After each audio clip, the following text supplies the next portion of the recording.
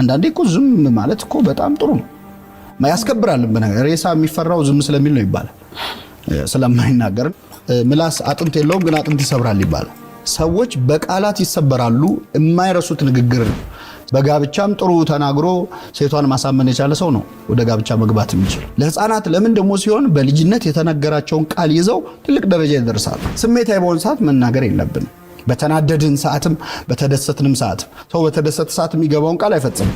መጥፎ ንግግር ሲናገሩን እኛ በመንመልሰው ጥሩ ምላሽ ያንን መጥፎ ነገር ማጥፋት ይቻላል ለምሳሌ ሚስት ተናዳ ድንገት ተነስታ የቤት ዕቃ ሰብስባ ልወጣለ ነው ካለች ውጪልኝ ገላገለኝ እንዳትላት ባይሆን የቀረሽ ዕቃ አለ በላት ምንድነው ካለች የሆነ ቦታ ሰዎች ተገደሉ የሆነ ቦታ እንዲሞቱ ሲባል እንዴት ሰው በሰው ላይ ጨክናን እንላለን ግን ቃላት ራሳቸው ከመግደል አይተናነሱ እዚህ ጋር የቆሰቆስከው ሰዓት ነው ዛጋ የሚነዳው ምንድነው አንዳንዴ ስሜት የሚነኩ ነገሮች ይከሰታሉ ሀገራችን የመጨረሻ ቃላት በአለማችን ብዙ አሉ የማይረሱ ለትውልድ የሚቀሩ አንቆጥሮም እንጂኮ እድሜያችን የተወሰነ አይደል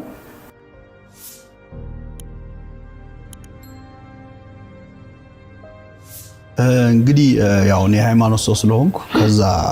ብነሳ አንደበት በጣም ብዙ ኃይል እንዳለው ነው የሚነገረው በሁሉም ሃይማኖቶች በሁሉም መጽሐፍት ማለት ነው እንግዲህ ዓለም ሲፈጠርም ብርሃን ይሁን ተብሎ ነው ብርሃን የበራው ያ በቃል የተፈጸመ ነገር ነው ከዛ ውጪ እንግዲህ ሁለት ህይወት አለ አንደኛው እዚህ ምድር ላይ የምንኖርበት ህይወት ነው ሁለተኛ ከሞት በኋላ ያለው ህይወት ነው ስለ ሁለቱ ዓለማት መጽሐፍ ቅዱስ ሲናገር የመጀመሪያው ሞትና ህይወት በምላስ እጅ ነው የሚል ቃል አለ ማለት ሰው በዚህ ምድር ላይ የሚኖረው ህይወት ጥሩም መጥፎም ሊሆን የሚችለው በምላሱ ነው በሚናገረው ነገር ነው በጥሩ ንግግሩ ወይ በመጥፎ ንግግሩ ማለት ነው በአንጻሩ ደግሞ ከሞት በኋላ ያለውን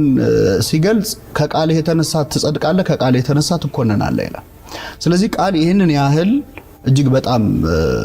ወሳኝ የህይወት ክፍል ነው በሃይማኖት አካባቢም ደግሞ ጸሎት በቃል ነው የሚደረገው ቡራኬ በቃል ነው የሚደረገው ሰው ንስሐ ቢገባ በቃሉ ነው ቢጠመቅ ውሃው ላይ ጸሎት ይደረግበታል ያ ቃል ነው ውሃው ቃሉና መንፈሱ ነው የሚሰሩት ስለዚህ ቃል ይሄንን ያህል በሁሉም የህይወታችን መንገድ ውስጥ ነው እና ሰዎች ወደ ጋብቻ የሚገቡት ወደ ሌላ ስራም ቢገባ ኢንተርቪው ተደርጎ ነው አይደል ስለዚህ ያም ቃል ነው በመነጋገር ነው ጥሩ የተናገረ ሰው ነው የሚቀጠረው ጥሩ ያልተናገረ አይቀጠርም በትኛውም ዘርፍ ብናየው በጋብቻም ጥሩ ተናግሮ ሴቷን ማሳመን የቻለ ሰው ነው ወደ ጋብቻ መግባት የሚችለው ስለዚህ ዓለማችን ከቃል ጋር የተያያዘ ዓለም ነው በአጠቃላይ ያው ውስጥ ያሰበው ነው አንዳንዴ ሰዎች መጥፎ ነገር ይናገሩና ውስጤ ንጹህ ነው ሊሉ ይችላሉ